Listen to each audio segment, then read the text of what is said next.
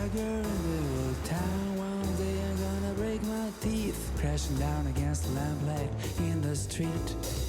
I only know it's been like this from the day we exchanged our first kiss. Honey, baby, shouldn't laugh like that just because I'm behaving like a doormat. 안녕하세요. 남씨바이크 생활의 남씨입니다. 제가 지금까지 영상을 만들면서 정작 제가 타고 있는 R3에 대해서는 이야기를 해본 적이 없더라고요. 그래서 오늘은 제가 탄 R3부터 이 다음 세대의 R3들에 대해서 한번 이야기를 해보도록 하겠습니다. R3는 생산 연식에 따라서 세대가 나뉘는데요. 2014년도부터 18년도 모델까지는 1세대, 19년도부터 23년도 모델까지는 2세대로 나뉘어 있습니다.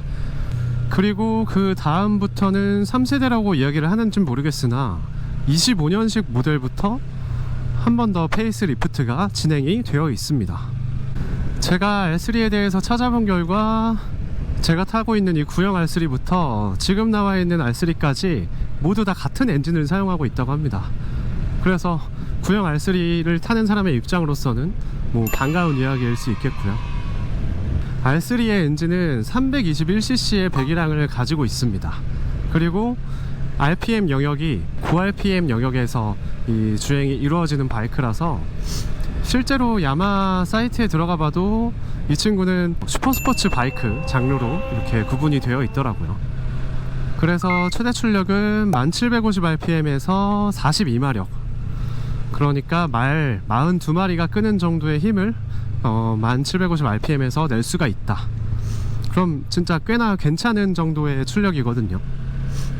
그리고 최대 토크 값도 약간 높은 데서 세팅이 되어 있어요. 11,000rpm에서 3kg 힘미터를 갖고 있습니다. 근데 이렇게 수치를 이렇게 말로써 했을 때 체감이 잘 안 되는데, 그냥 간단히 이야기해서 내가 나가고 싶을 때 나갈 수 있고, 내가 좀 더 땡기고 싶으면 땡기는 대로 갑니다. 쿼터급에서 이 정도면은 너무너무 차고 넘치는 수준입니다. 그리고 이제 포크에 대해서 한번 이야기를 해보자면, 포크란 그 바이크와 바퀴 사이를 연결하는 일종의 스프링이다, 이렇게 생각하면 좋으실 것 같은데, 1세대 R3, 이 R3는 정립식 포크가 들어가 있고 2세대부터는 도립식으로 바뀌었다고 해요. 자, 이렇게만 들으면 정립식 포크와 도립식 포크가 무엇인지 잘 모르시겠죠? 그래서 제가 부연 설명을 준비했습니다. 바이크 서스펜션의 구조는 스프링과 오일이 들어있는 아웃튜브와 그 안을 왔다 갔다 하는 이너튜브로 이루어져 있습니다. 아웃튜브가 아래쪽에 있다면 정립식, 아웃튜브가 위쪽에 있다면 도립식 포크인데요. 각각의 장단점에 대해서 알아보겠습니다. 정립식 포크는 아웃튜브가 아래쪽에 있고 가벼운 이너튜브가 차체 쪽에 연결되어 있기 때문에 상대적으로 뒤틀림 강성이 약하다고 합니다. 그리고 주행 중 요철을 만났을 때 바퀴 아래쪽에 무거운 부분이 움직이기 때문에 운동성이 조금 떨어진다고 합니다. 그래도 정립식 포크는 구조가 간단하고 오일 누유의 확률이 더 적어서 관리가 용이하다는 장점이 있습니다. 반대로 도립식 포크 같은 경우는 무거운 아웃튜브가 차체에 연결되어 있어서 강성이 더 강하다고 합니다. 그리고 주행 중에 요철을 만나게 되더라도 바퀴 아래쪽 질량이 가볍기 때문에 빠릿빠릿하게 움직이고 스포츠성이 더 강하다고 볼 수 있습니다. 다만 구조가 복잡하고 중력의 영향을 받아서 오일이 누유될 확률이 조금 더 있다고 합니다. 그래서 정비 가격이 더 높다는 단점도 있습니다. 정립식보다는 도립식이 조금 더 스포츠 주행에 어울린다고 해서 이렇게 바뀐 거지 않을까라는 생각이 들고요. 근데 이런 공도에서는 그것들이 체감이 엄청 막 될 것 같진 않고, 서킷 주행을 할 때 정말 1분 1초를 다투는 그런 주행이 있죠. 그때 바퀴가 들어갔다가 다시 나오는 그 속도들, 내가 이 바이크를 조금 더 제어를 할 때 조금 더 빠릿하게 할 수 있는 그런 상황들 있잖아요. 그때만 더 체감이 저는 많이 될 거라고 생각을 하고, 사실 이렇게 주행할 때는 그렇게 큰 차이를 저는 못 느끼기는 하겠어요. 제가 타본 다른 바이크들도 웬만하면 다 도립식 서스펜션을 갖고 있었는데 그리 큰 차이를 느끼진 못했습니다. 그리고 이제 R3의 브레이크 성능에 대해서 좀 이야기를 해보자면, 디스크가 싱글 디스크가 붙어 있습니다. 보통 쿼터급에는 더블 디스크는 찾아보기 어렵고, 가와사키의 ZX4RR 이런 쿼터지만 4기통을 달고 있는 더 고출력의 바이크들은 더블 디스크가 달려 있더라고요. 근데 R3는 싱글 디스크가 달려 있는데 그 디스크의 지름이 그렇게 엄청 큰 편은 아니라는 그런 의견들이 있어가지고 R3 타는 많은 분들께서 브레이크가 조금 밀리는 현상이 있다 라고 말씀을 하시는데, 제 생각은 그래요. 그것도 어디까지나 서킷 주행을 할 때 더 체감이 잘 될 것이다.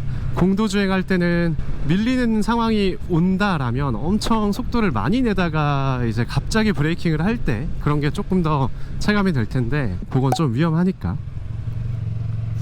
그래서 사실 요 정도만 되더라도 우리가 잠깐씩 속도를 내고 일반 주행을 할 때는 전혀 문제가 되지 않는다 라고 저는 이 R3를 5년 동안 타면서 느꼈고요. 그리고 시트고 역시 모두가 동일합니다. 780mm로서 어쨌든 이 바이크는 R차 장르이긴 한데 근데 포지션 때문에 F차로 불리우곤 있죠. 근데 레플리카 장르에서 780mm면 굉장히 이 낮은 편에 속합니다. 그래서 한 170이 넘는 신장을 갖고 계시다면 양발이 뒤꿈치까지 다 닿이는 포지션이기 때문에 이것도 입문용으로 또 크게 한몫을 하는 게 아닌가 그런 생각이 또 듭니다. 그리고 타이어 인치수도 모두 동일한데 1세대에서 2세대로 넘어갈 때 타이어가 레디얼 타이어로 바뀌었다고 해요. 레디얼 타이어 역시 아까 말씀드렸던 포크와 마찬가지로 조금 더 그립력이 우수하거나 저항력이 조금 더 낮은 그런 타이어라고 하네요. 그래서 스포츠 주행을 할 때 더 여유로워지게 그렇게 페이스 리프트가 된 거지 않을까. 그리고 바이크의 충격을 흡수시켜주는 게 프론트 포크뿐만 아니라 이제 리어 포크도 있는데 그것도 변동사항은 없더라고요. 그리고 이 친구의 등화류들은 아쉽게도 다 전구들입니다. 19년식부터 이제 페이스리프트가 되면서 전구에서 LED 등으로 다 바뀌었고, 그리고 또 중요한 게 얘는 짝눈이에요. 약간 달릴 때 한쪽 눈만 켜져 있기 때문에 이제 다른 사람들도 야 저거 라이트 한 개 나갔다 뭐 이렇게 이야기를 하는 경우도 있었고, 연료는 1세대까지는 일반유 그냥 넣어도 되고 2세대부터는 매뉴얼에 적혀는 있으나 그냥 일반유 넣어도 된다는 분들도 계시고, 연료 압축비가 11.2 대 1로서 그리 높은 편은 아니지만 그래도 옥탄가 96 이상의 그런 연료를 사용하기를 권장을 한다고 적혀있기 때문에 고급유를 넣으시는 분들도 많다고 해요. 우리나라 연료들은 일반적으로 옥탄가 94 정도 평균치가 그렇게 나와 있다고 하는데, 그래서 일반유를 넣어도 이렇게 문제가 없다 라는 분들 계시고, 그래도 고급유 넣어야 한다 라는 분들이 계셔서 그거는 아마 케바케일 것 같습니다. 저 같은 경우는 1세대 R3여도 그냥 고급유를 넣고 타고 있습니다. 왜냐면 이거는 뭐 저 혼자만의 느낌일 수도 있겠으나 일반유를 넣었을 때 이런 엔진 질감, 그리고 고급유를 넣었을 때 엔진 질감의 차이가 저는 좀 느껴지더라고요. 좀 더 많이 부드러워지는 게 느껴졌었어 가지고 아무래도 주유를 할 때마다 저는 고급유를 좀 찾아서 해주고 있습니다. 계기판은 1세대는 바늘이 움직이는 아날로그 계기판이고 2세대부터는 LCD 계기판으로 바뀌었습니다. 3세대도 LCD 계기판인데 TFT 계기판이 아닌 게 조금 아쉬움으로 다가왔습니다. 오늘은 이렇게 제가 타는 R3부터 아직 국내에 출시되지 않았지만 3세대 R3까지 알아봤는데요. 혹시라도 R3에 관심 있으신 분들께 조금이나마 도움이 되었으면 좋겠습니다. 그럼 지금까지 남씨의 바이크 생활의 남씨였고요. 저는 다음에 더 좋은 영상으로 찾아뵙도록 하겠습니다. 남은 명절 연휴도 잘 보내시고 항상 알람 후복 되세요. 감사합니다.